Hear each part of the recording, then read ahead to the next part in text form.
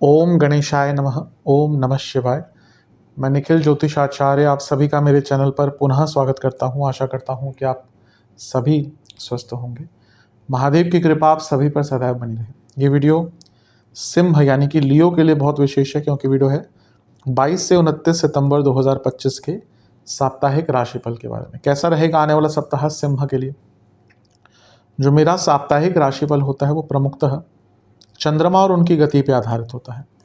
चंद्रमा बहुत विशेष ग्रह हैं। विशेषताएं तो चंद्रमा की बहुत हैं, लेकिन जब हम साप्ताहिक राशिफल के संदर्भ और संबंध में बात करते हैं तो पहला तो उनकी तेज गति, दूसरा उनका मन का कारक होना, तीसरी इनकी ये क्वालिटी की वे जिस भी भाव राशि ग्रह के साथ संबंध और संपर्क बनाते हैं उनको बहुत एक्टिवेट कर देते हैं। इसी कारण से पूरे हफ्ते में जो ये चंद्रमा का गोचर होता है ये हमारे मनः स्थिति, विचारों पर, मूड्स पर, डे टू डे एक्टिविटीज़ पर बहुत इम्पैक्ट डालता है। और इसको समझने के लिए ही साप्ताहिक राशिफल बहुत इम्पोर्टेंट होता है। हमारा जीवन अंधकारमय है और आज के टाइम में ज्योतिष एकमात्र विद्या है जो हमें गाइडेंस दे सकती है। जैसे मैं हर बार कहता हूँ कि भले ही ये राशिफल सामान्य आधार पे हो, लेकिन एक जनरल गाइडेंस के लिए, आज एक व्यक्ति को अगर जनरल गाइडेंस मिल जाए डूज एंड डोंट्स के लिए, तो सामान्य राशिफल उसके लिए बहुत उपयोगी होते हैं। यदि लग्न राशि या चंद्र राशि आपकी सिंह है, दोनों ही गाइडेंस के लिए इस राशिफल को देख सकते हैं। जहाँ से ज़्यादा सूट और रिलेट करते हैं वहाँ से इसको ऑब्जर्व कीजिए। व्यक्तिगत तौर पे मेरा मानना है कि लग्न से देखेंगे तो अच्छा है। इनकेस नहीं पता है तो चंद्र राशि से देख सकते हैं। शुरू करते हैं। चंद्रमा आपके दूसरे भाव यानी कि कन्या में होंगे। ऑलरेडी 21 सितंबर को आ चुके होंगे और 22 सितंबर को यहीं पे होंगे और 24 सितंबर सुबह के 3 तक यहीं पर रहेंगे। चंद्रमा का धन स्थान में आना वैसे तो अच्छा होता है। 12वें घर के स्वामी हैं, धन स्थान में आए हैं, विदेश से पैसा आता है। यहाँ पे वो धनेश बुध के साथ हैं जो कि लाभेश भी हैं। तो जैसा मैं हर बार कहता हूँ चंद्रमा एक्टिवेट करते हैं तो विदेश से पैसा, गुप्त धन में वृद्धि होती है। और यहाँ पे वो सूर्य के साथ भी हैं। अब धन के लिए अच्छा योग है, लेकिन चंद्रमा और बुध कन्फ्यूजन क्रिएट करते हैं और सूर्य के साथ चंद्रमा है तो अमावस्या दोष भी है। एक और गुप्त धन, विदेश से धन, धन का लाभ भी दिखता है, लेकिन क्योंकि चंद्रमा व्यय स्थान के स्वामी भी हैं 12वें घर के, तो खर्चे भी बहुत बढ़ते हैं। और क्योंकि अमावस्या दोष है, कभी कभी व्यक्ति गलत जगह पर इन्वेस्टमेंट करके भी फंस जाता है। तो कोई बहुत बड़ा इन्वेस्टमेंट इस टाइम पे मत कीजिएगा। वाणी का स्थान है, अमावस्या दोष है, वाणी के कारक और वाणी के भाव के स्वामी इस अमावस्या दोष युक्त हो गए। और यहाँ पे शनि का प्रभाव भी है जो वक्री हैं और चंद्रमा पर उनका इम्पैक्ट विषदोष बनाता है और यहाँ पे अमावस्या दोष भी है। तो अपनी वाणी को लेकर बहुत क्लैरिटी रखिएगा, क्योंकि वाणी में क्लैरिटी नहीं रहेगी उसके कारण प्रॉब्लम आएगी। गलत शब्दों का उपयोग करेंगे, गलत लोगों से बहस हो सकती है, गलत प्रकार की बहस हो सकती है। खैर, बहस तो गलत प्रकार की ही होती है। बस अपनी वाणी में कटुता मत रखिएगा, क्योंकि यहाँ पे बहुत संभावना है कि कटु वाणी के कारण प्रोफेशनल लाइफ हो या पर्सनल लाइफ हो, दोनों में ही प्रॉब्लम आ सकती है। गुरु से केंद्र में है तो गजकेसरी योग बन रहा है, ये अच्छा है। थोड़ा धार्मिक रहेंगे तो काफ़ी आपको एक शांति का अनुभव होगा। नवांश कुंडली बता रही है कि ये वो समय है जब आपको अपने जीवन में थोड़ा सा आध्यात्मिक रास्ता अपनाना चाहिए। जैसे अभी मैंने कहा, उससे जो ये मन अशांत होगा, क्योंकि अमावस्या दोष भी है तो चंद्रमा ऑलरेडी यहाँ पर वीक होते हैं, तो जो एक असहजता होगी ना उसमें कमी आएगी। दशांश कुंडली कार्य क्षेत्र में अगर कोई कार्य समझ नहीं आता तो उसके लिए सपोर्ट मांग लीजिएगा। जहाँ तक बिजनेस की बात है, कोई डील अगर नहीं हाथ में लग रही थी, ये वो टाइम है, वो आपको डील प्राप्त हो सकती है। लव लाइफ, एक नए रिलेशनशिप का स्टार्ट भी हो सकता है अचानक से। और अगर रिलेशनशिप में बहुत दिक्कतें आ रही थी तो उनको सुलझाने के लिए भी अच्छा टाइम है। वैवाहिक जीवन, यहाँ पे थोड़ा केयरफुल रहना है, क्योंकि छोटी छोटी बातों पर ना बहुत बड़ी बहस हो सकती है। स्टूडेंट्स, आपका माइंडसेट थोड़ा बदलना पड़ेगा, क्योंकि आपका पर्सपेक्टिव थोड़ा नेगेटिव हो गया है। सेहत के दृष्टिकोण से आपको फूड इन्फेक्शन, आँखों की प्रॉब्लम, दांतों की प्रॉब्लम, सर्वाष्टक में आपका 12वां घर ही बली है, खर्चे बहुत हो सकते हैं। पैसा आएगा लेकिन खर्चे बहुत बढ़ेंगे। 24 सितंबर सुबह के 3 बजे चंद्रमा राशि बदलकर आपके तीसरे घर यानी कि तुला में आ जाएंगे और 26 सितंबर शाम के 4 तक यहीं पर रहेंगे। चंद्रमा का तीसरे घर में आना अच्छा होता है, यहाँ पे मंगल के साथ है और मंगल ऑलरेडी तीसरे घर में बलवान होते हैं। मंगल योग कारक हैं, भाग्येश और चतुर्थेश हैं और वो 12वें घर के स्वामी के साथ बैठे हैं।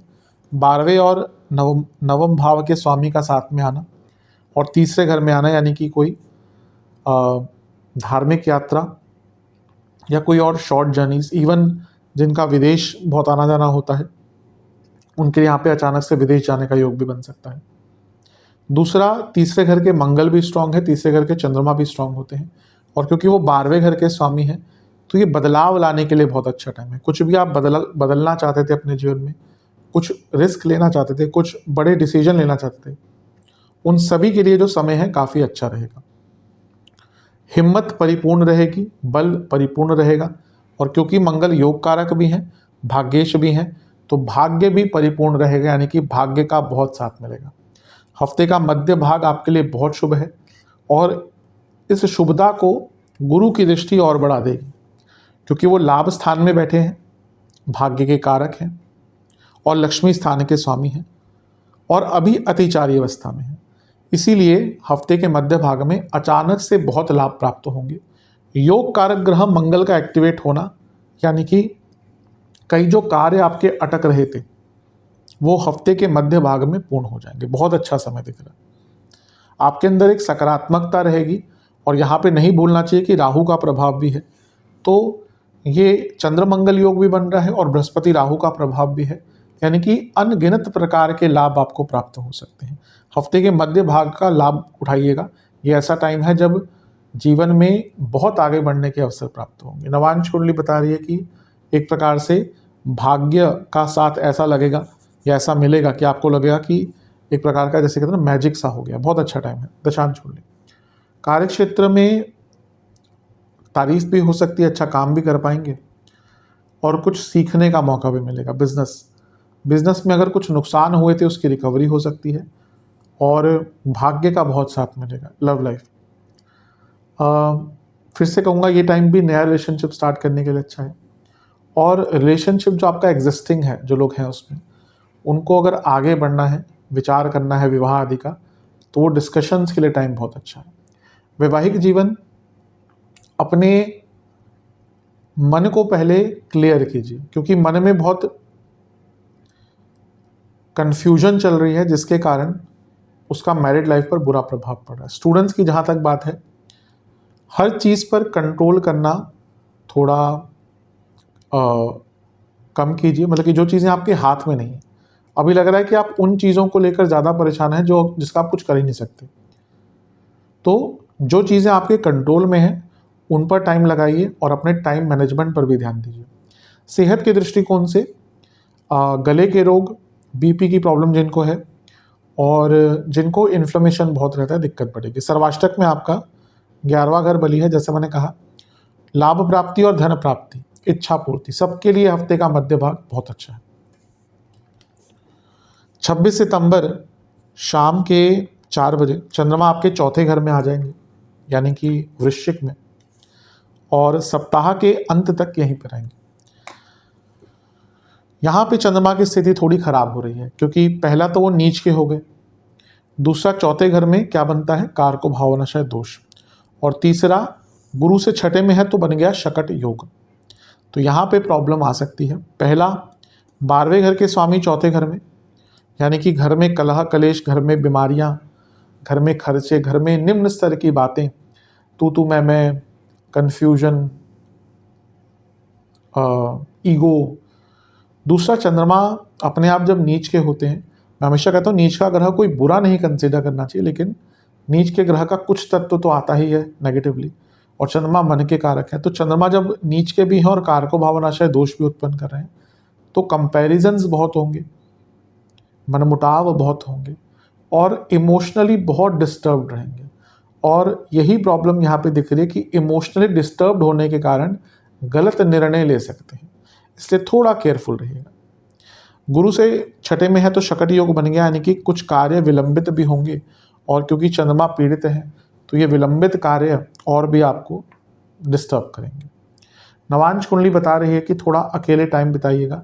दशांश कुंडली बता रही है कि कार्य क्षेत्र में अगर जॉब चेंज करने का आप प्रयत्न कर रहे थे तो उसका जो पहला स्टेप होता है, जो भी आपके हिसाब से है कि रेज्यूमे बनाना है, अपडेट करना है, प्रोफाइल कुछ अपडेट करनी है, तो उसका आगाज़ यहाँ पे, यानी कि उसकी शुरुआत यहाँ पे आप कर सकते हैं। बिजनेस में थोड़ा मार्केटिंग पे ध्यान दीजिएगा, उसका टाइम अच्छा है। लव लाइफ, एक ही दिक्कत है कि एक्सपेक्टेशंस बहुत बढ़ जाएंगी इस टाइम पे और वो परेशानी देती है। वैवाहिक जीवन, थोड़ा ग्रेटिट्यूड की भावना रखिए अपने पार्टनर के प्रति, ग्रेसफुल होकर बात कीजिए, क्योंकि ऐसा लग रहा है कि आजकल बातें कम और ताने ज़्यादा हो जाते हैं, तो यहाँ पे इस चीज़ का खास ध्यान दीजिएगा। स्टूडेंट्स, अच्छा टाइम है, लेकिन आपको यहाँ पे गाइडेंस चाहिए होगी, किसी बड़े व्यक्ति से बातचीत कर कर गाइडेंस प्राप्त कीजिए। सेहत के दृष्टिकोण से कफ रोग, चेस्ट की प्रॉब्लम, एंग्जाइटी, सर्वाष्टक, जिनको सांसों के रोग हैं उनको भी ध्यान देना पड़ेगा। सर्वाष्टक में आपका छठा घर बली है, अब चंद्रमा भी थोड़े से प्रभावित है, छठा घर बली है, तो व्यर्थ की चिंताएं भी हफ्ते के अंत में बहुत रहेंगी। उपाय के स्वरूप में एक पात्र में जल और थोड़े कच्चे दूध की बूंदें मिलाकर सूर्य देवता को अर्पण करें और सूर्य चालीसा का 2 बार पाठ करें। आशा करता हूँ कि वीडियो काम आएगी। चैनल पर नए हैं सब्सक्राइब कीजिए, वीडियो को लाइक कीजिए। मिलता हूँ अगली वीडियो में, तब तक के लिए ओम नमः शिवाय।